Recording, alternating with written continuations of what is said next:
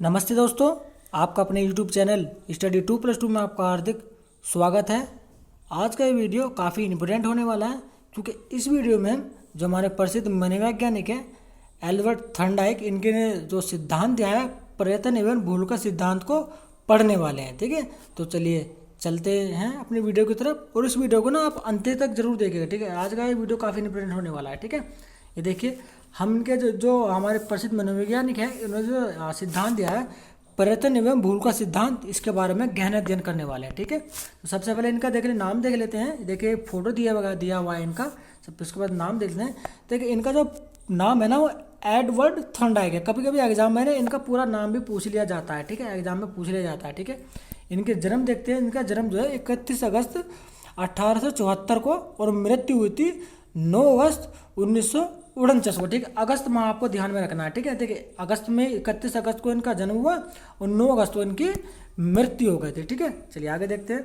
ये देखिए ये वाला एग्जाम में ना ये क्वेश्चन भी पूछा जा चुका है। यहाँ पर सीटेट में जो है ना, ठीक है, सीटेट में ये क्वेश्चन जो है ना पूछा जा चुका है आपका। किस तरह से कि जो हमारे प्रसिद्ध मनोवैज्ञानिक है E.L. थॉर्नडाइक, ये कहाँ के निवासी थे? तो ये हमारे यूएसए के निवासी थे। ठीक है, यूएसए के एक मनोवैज्ञानिक थे और यूएसए में ही रहते थे। ठीक है, अगले देखते हैं। देखिए इनके बारे में कुछ और पढ़ लेते हैं। ये देखिए कि लिखा हुआ है। सबसे पहले देखिए इसे देखते हैं।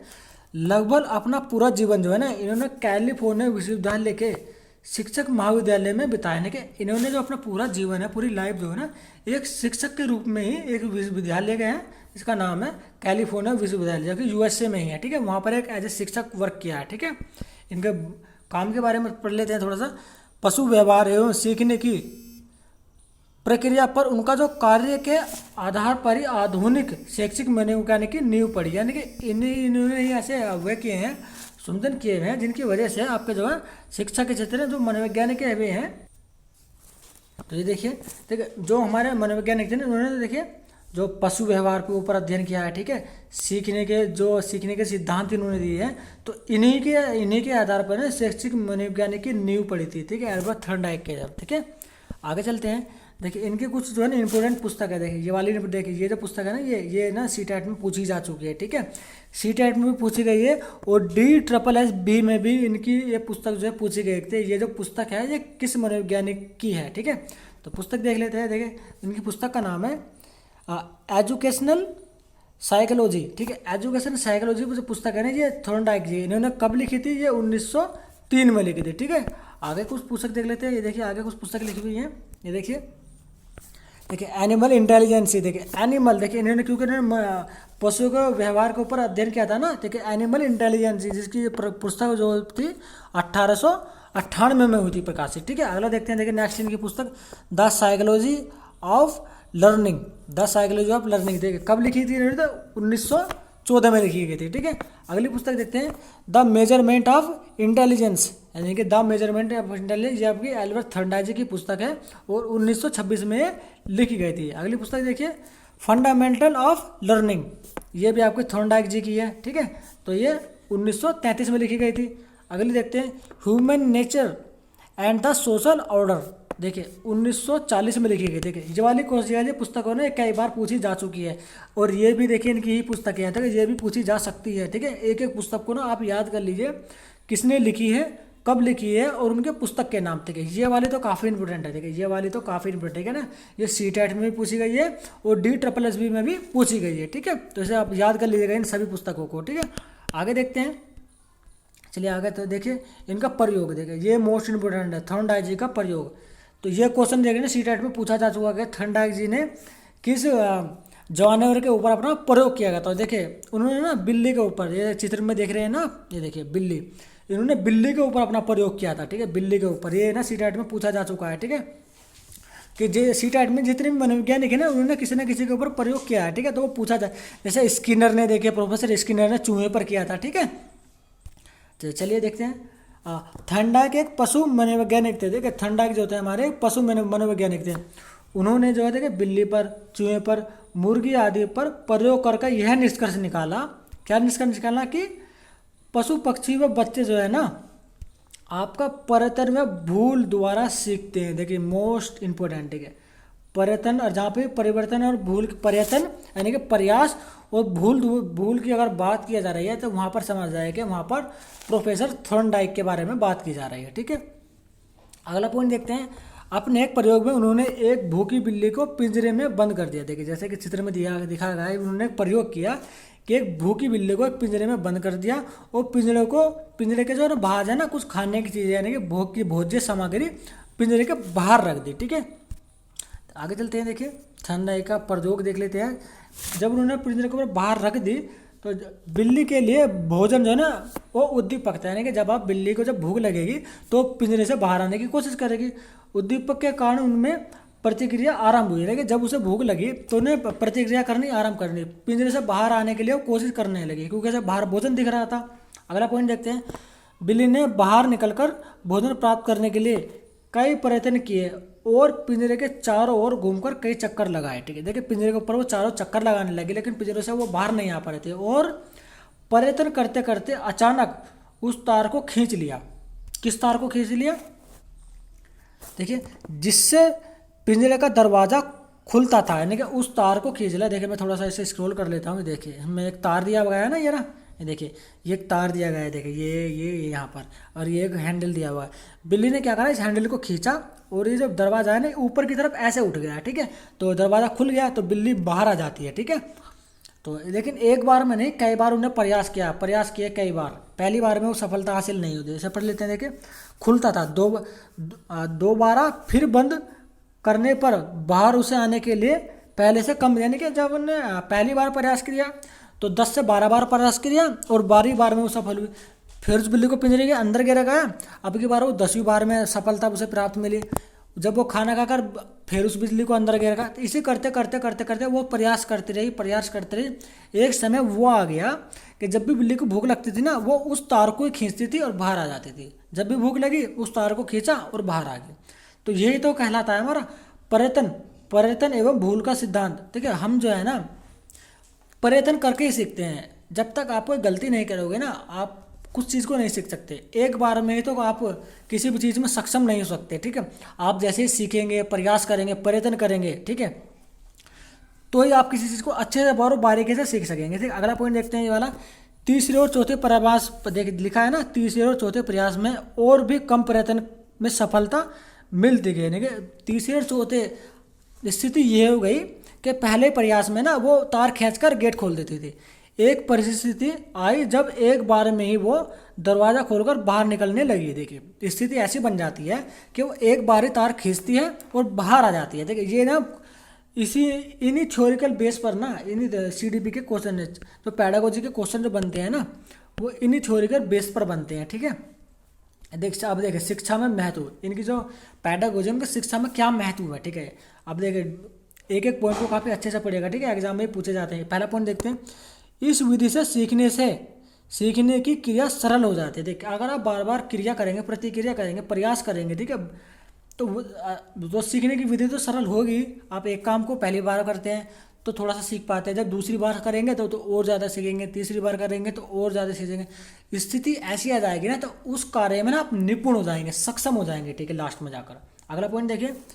यह सिद्धांत करके सीखने पर बल देता है। देखिए ये क्वेश्चन पूछा जाता है कि थॉर्नडाइक का सिद्धांत किस पर बल देता है, तो सीखने पर बल देता है। करके यानी कि कर सीखने पर बल देता है आपका। ठीक है, यह सिद्धांत जो कि आधुनिक समय में बहुत उपयोगी है। देखिए आपके आधुनिक देखिए वर्तमान यानी कि वर्तमान समय में बहुत ही उपयोगी है। ठीक है, कर सीख रही है। यदि आप किसी चीज़ को प्रैक्टिकली करेंगे ना तो बहुत ही जल्दी आपको समझ भी आ जाएगा और उसे आप सीख भी जाएंगे। ठीक है, तो कर सीखने पर बल देता है। देखिए इंपॉर्टेंट पॉइंट है, इसे नोट कर लीजिए। ठीक है, याद कर लीजिए। अगला पॉइंट देखते हैं।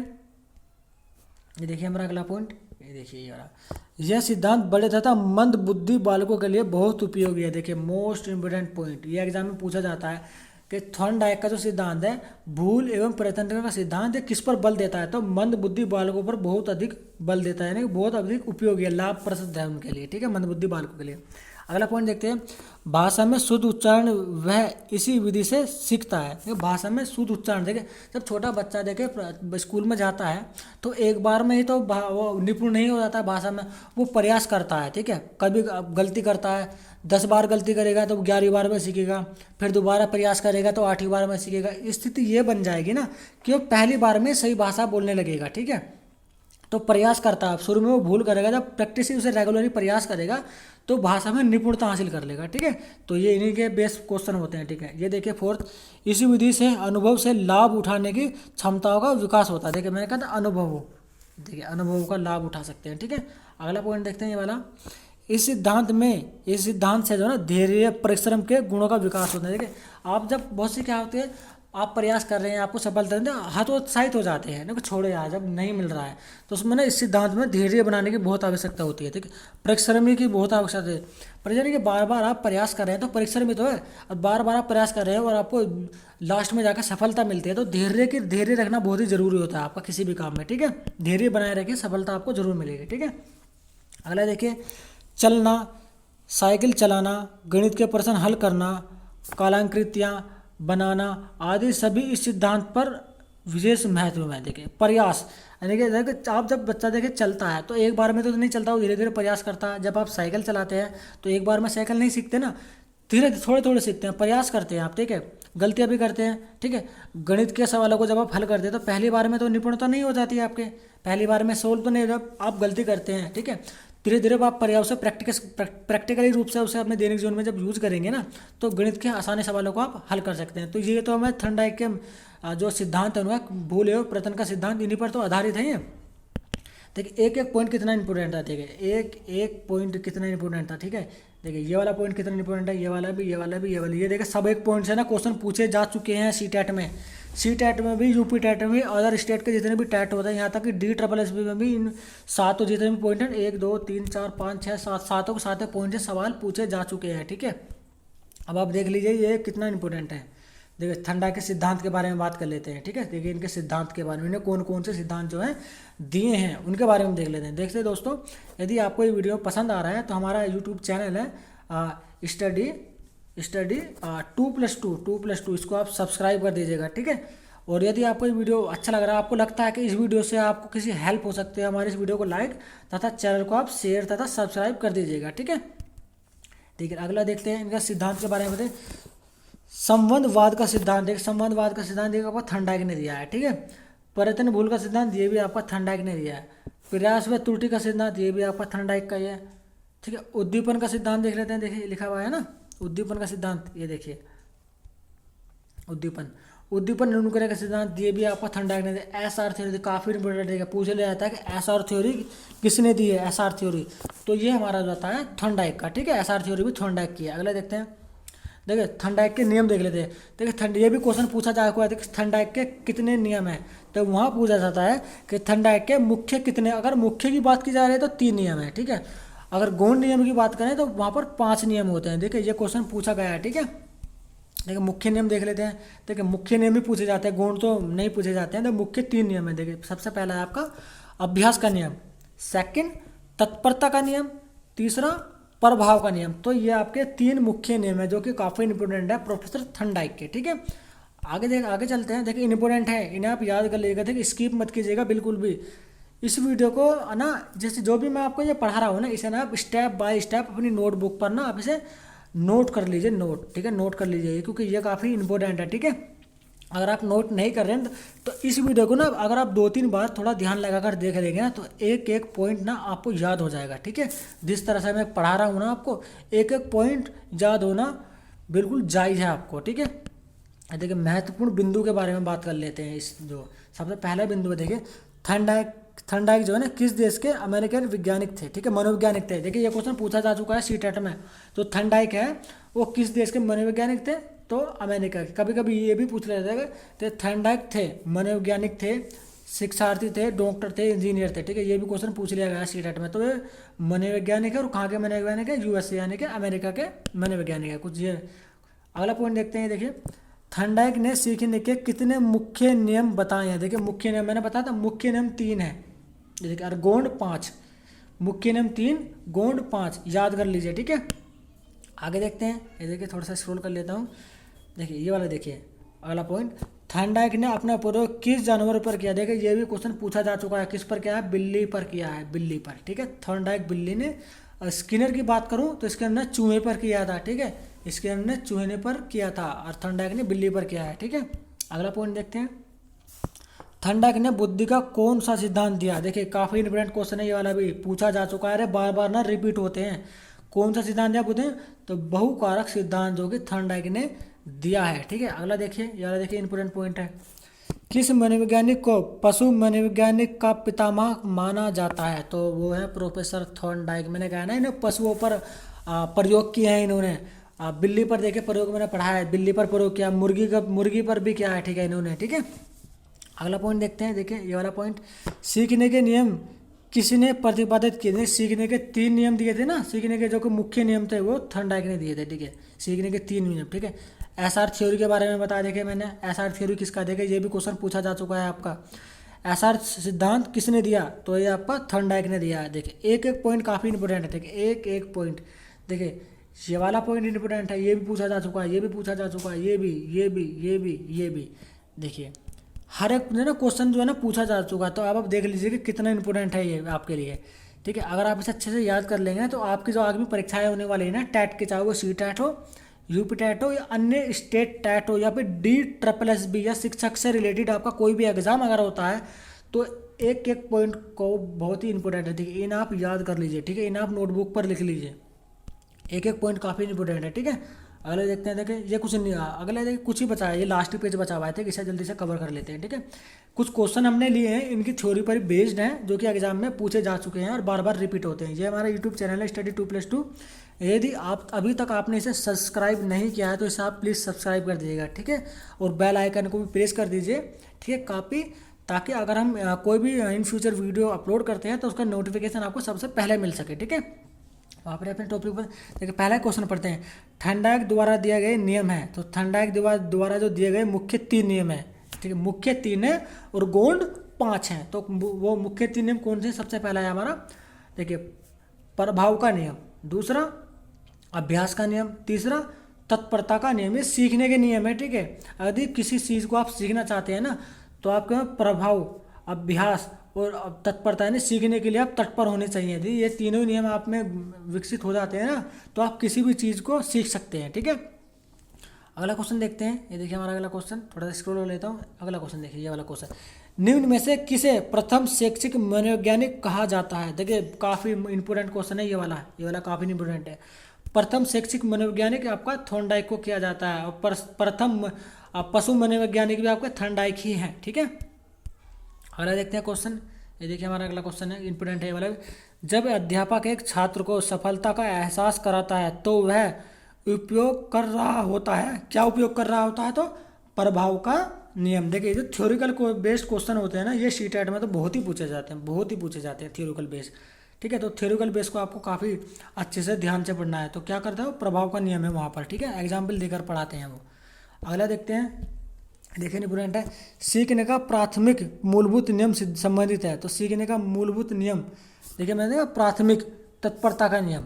सबसे पहले आपको तैयार होना पड़ेगा सीखने के नियम के लिए, सीखने के लिए। ठीक है, अगला देखते हैं। देखिए अगला क्वेश्चन देखते हैं, जब बच्चा एक अवधारणा को सीखता है और उसका प्रयोग करते हैं तो अभ्यास उनके द्वारा की जाने वाली त्रुटियों को कम करने में मदद करता है। बिल्कुल, देखिए यदि आपको इस काम कर रहे हैं तो शुरू में जब आप काम करने लगेंगे ना तो गलतियों की संख्या ना ज़्यादा होगी, उनमें ना बार बार आप त्रुटियाँ करेंगे। लेकिन जैसे ही आप उसे प्रैक्टिस में लाएंगे ना, बार बार उसी काम को करेंगे, अभ्यास करेंगे, बार बार आप उसे दोहराएंगे तो लास्ट कंडीशन ऐसे हो जाएंगे उसमें ना आप निपुण हो जाएंगे। आप एक बार में ही उस कार्य को पूरा करेंगे और कोई भी गलती नहीं करेंगे। ठीक है, तो यह विचार किसका है यह हमें बताना है। तो यह विचार आपका प्रोफेसर एल्बर्ट थॉर्नडाइक का है। ठीक है, तो देखिए इस वीडियो को मैं यहीं समाप्त करता हूँ।